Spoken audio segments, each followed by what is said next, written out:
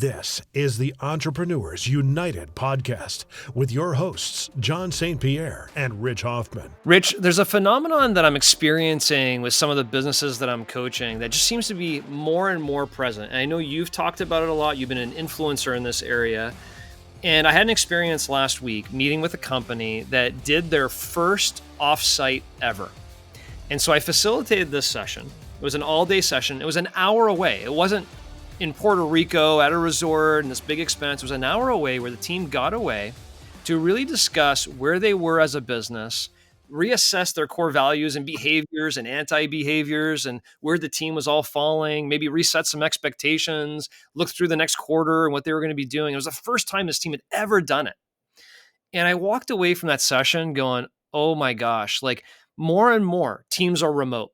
More and more, you're talking just like we are today on a Zoom or Google Meet or whatever it may be, and you're not together. And this idea of really enforcing a quarterly offsite for your team.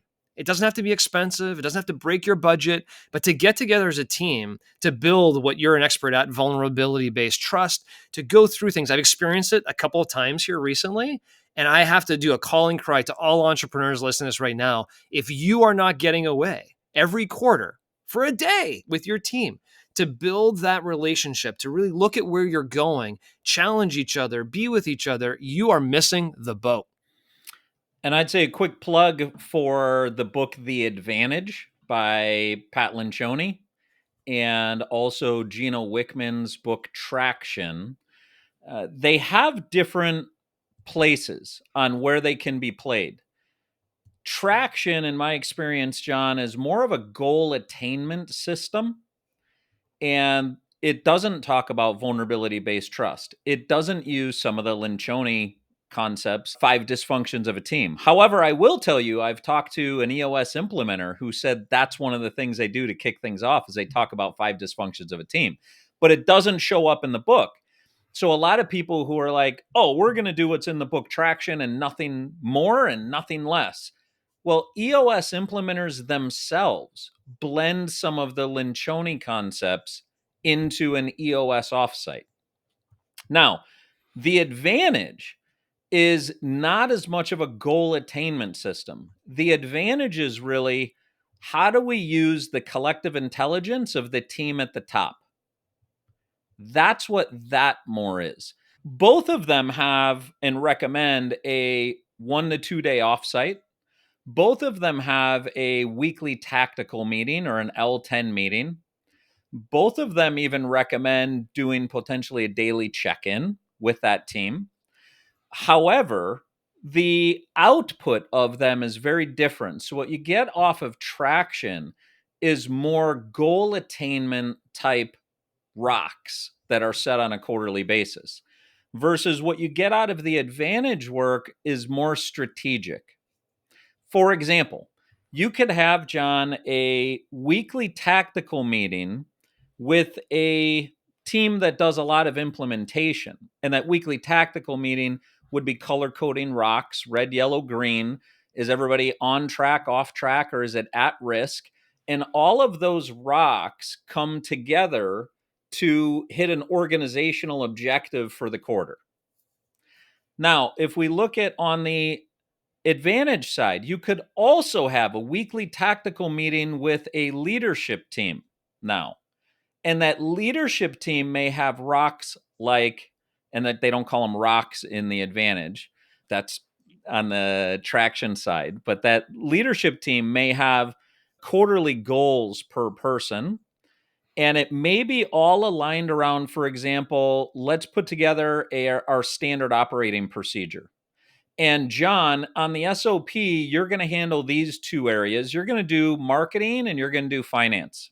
Rich, you're going to do operations and sales.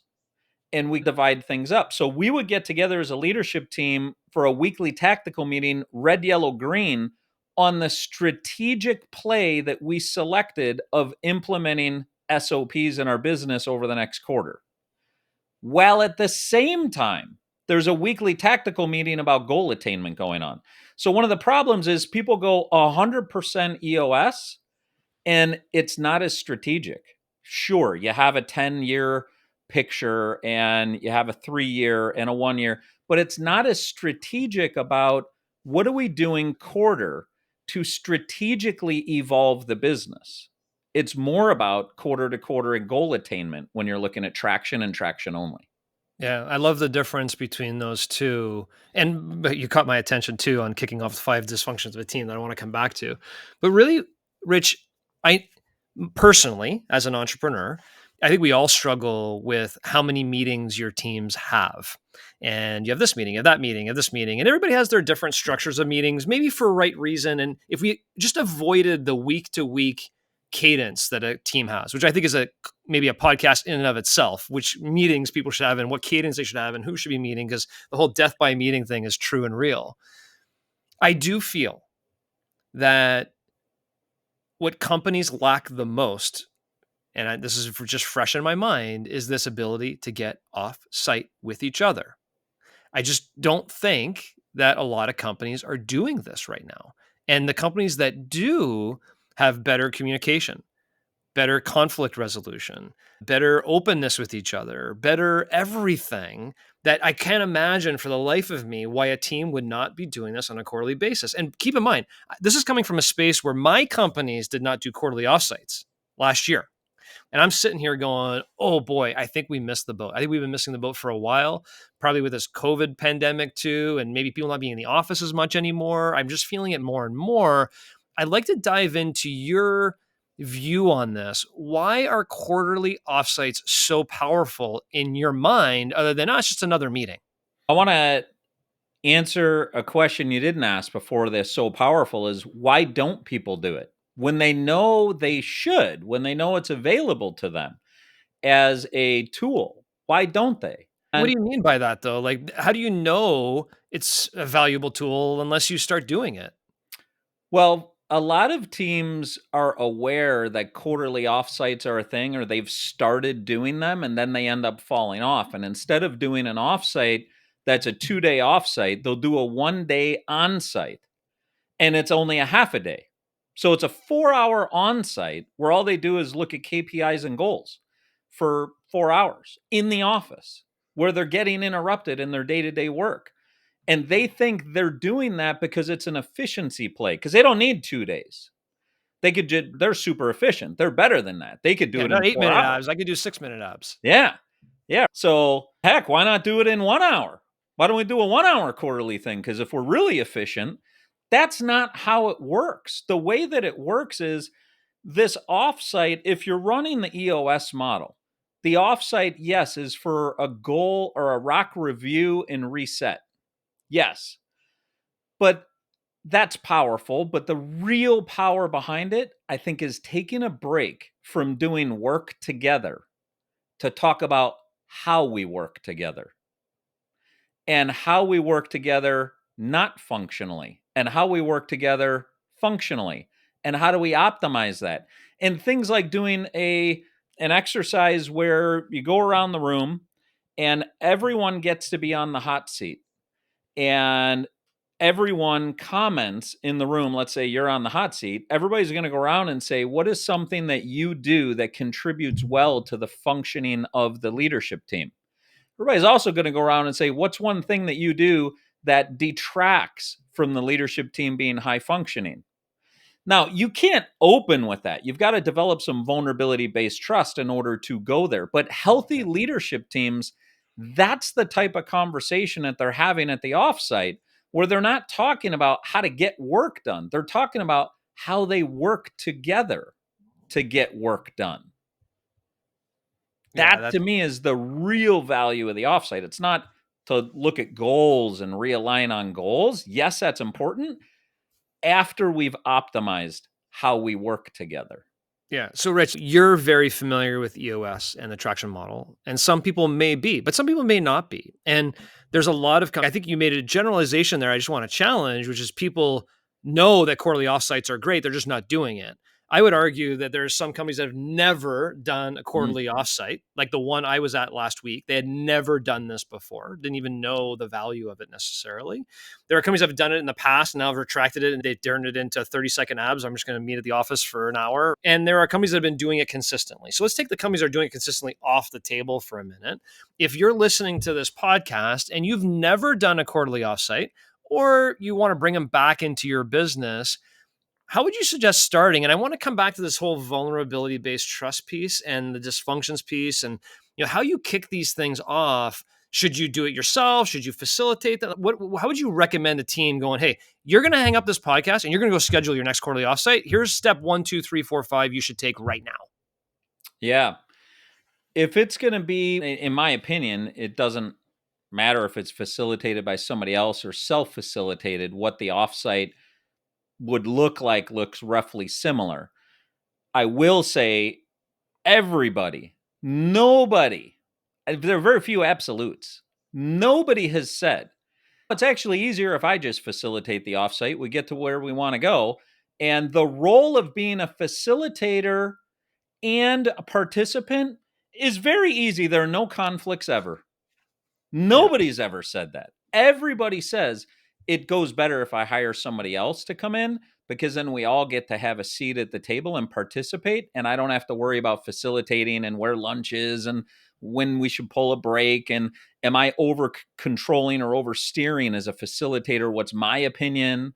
I'd recommend getting it facilitated, but whether it's facilitated or somebody's doing it themselves, me personally, I recommend starting with the 5 dysfunctions of a team and talking about that pyramid is often the triangle pyramid that goes. It has trust and then conflict, commitment, accountability, and results.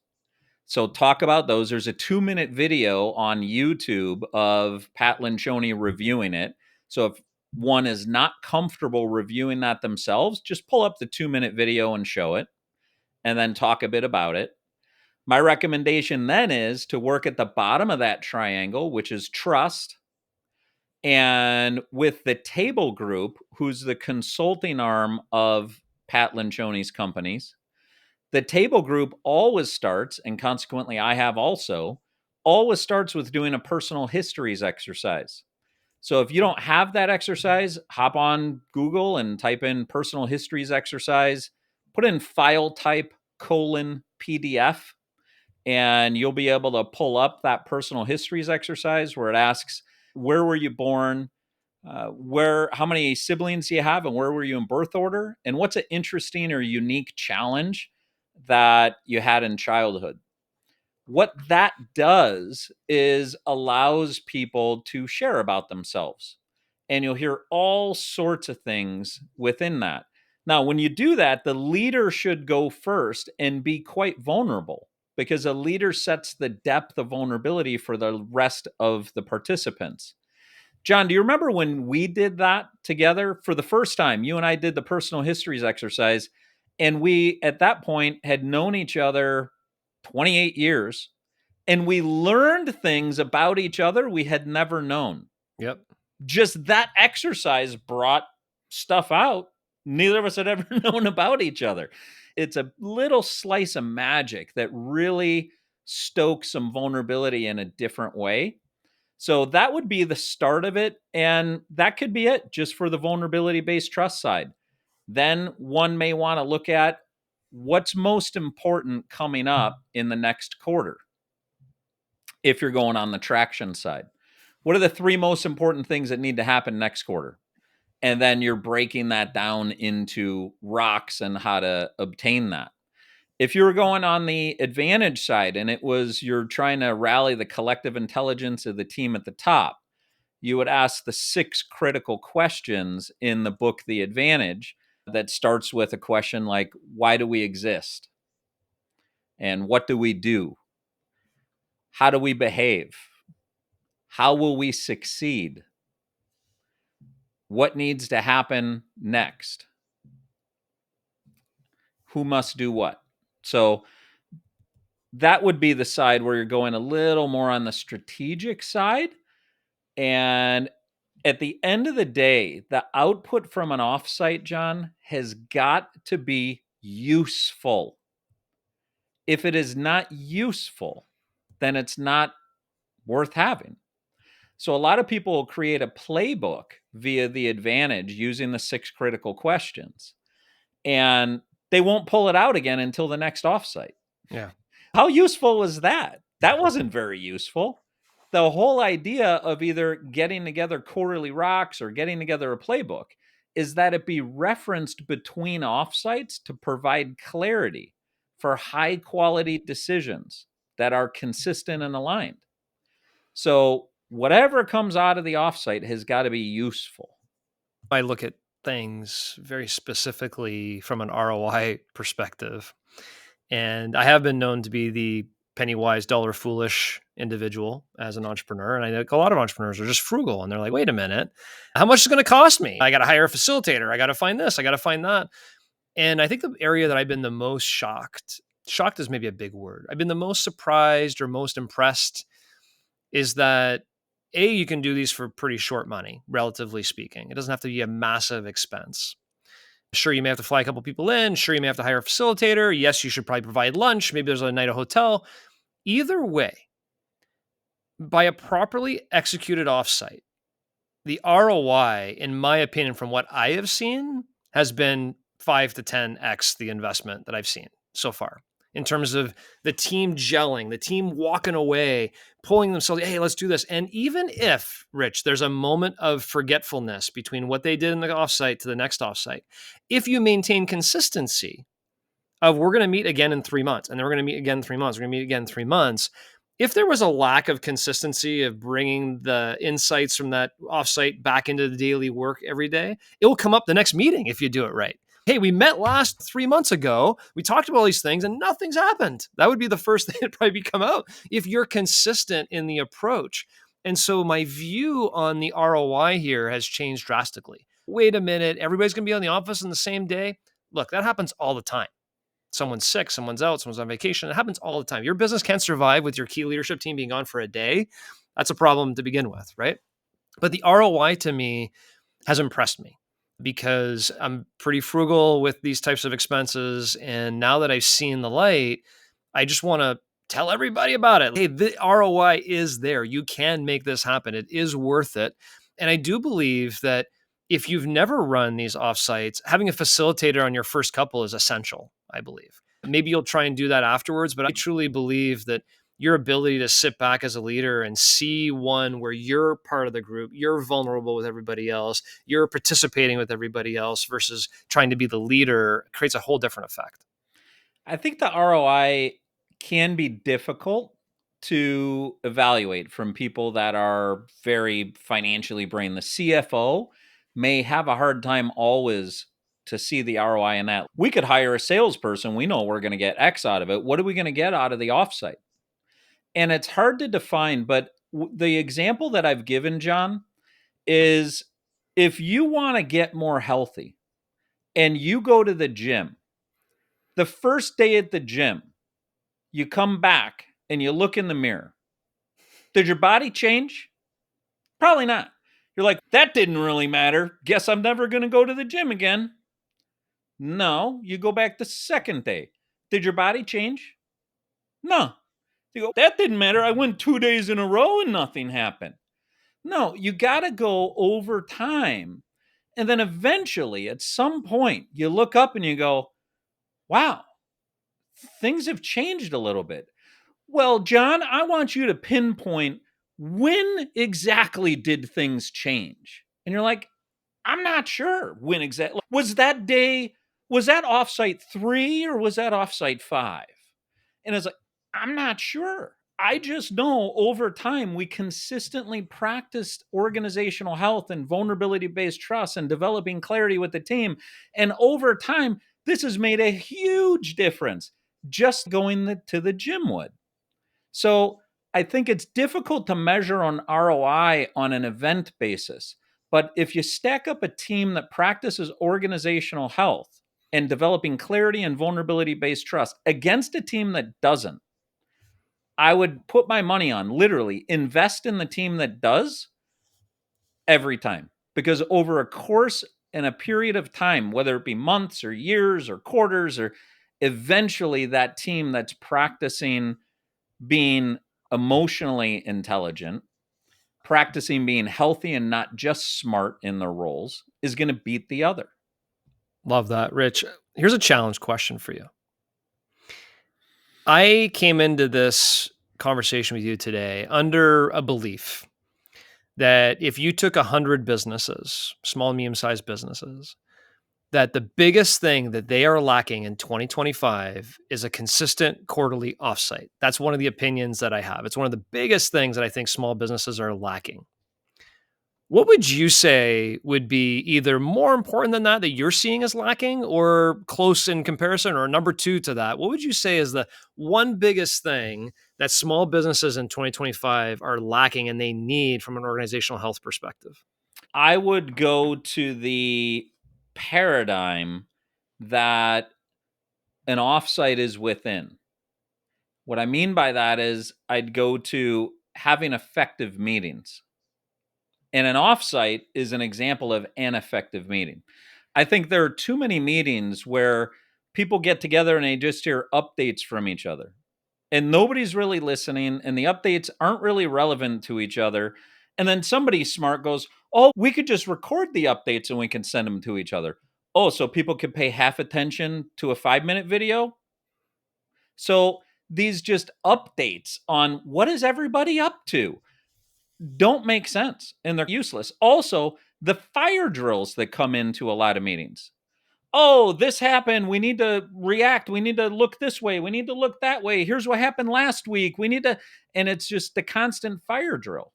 So when these meetings are really framed around what are we trying to do in the quarter? And the meeting is, are we on track or off track for all the things that we're trying to do? And how do we problem solve things that we're color coding as yellow to be green?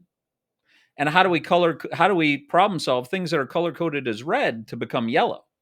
Now we're talking about something of value that's relevant for everybody in the room. But I feel like the lack of an agenda, the regular meetings and leaders making stuff up to talk about, oh, I'm not sure what to do, and people don't really respect the meeting, so I'm going to transfer who facilitates it, is just a leader's lazy way to just have a meeting go on its own. No, I'm sorry. If you don't like meetings, you shouldn't be a leader. That's what leaders do. That's how you influence people, is you meet with people. You have conversations. That's how the business runs. And of all the skills that we should work on, it would be having more effective meetings, whether they be one-on-one or a group or whatever it is. It's effective meetings, hands down, is my opinion.